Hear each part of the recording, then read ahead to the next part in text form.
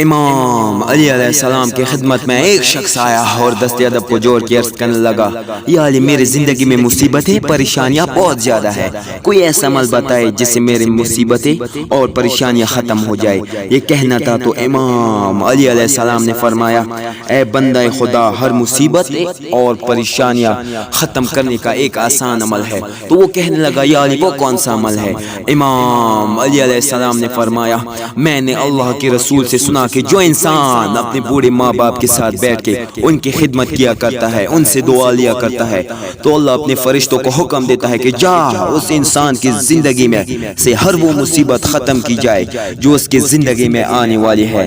اور آسمانوں کے فرشتے اس انسان کی تقدیر اور نصیب میں سے مصیبتوں کو مٹا دیتا ہے۔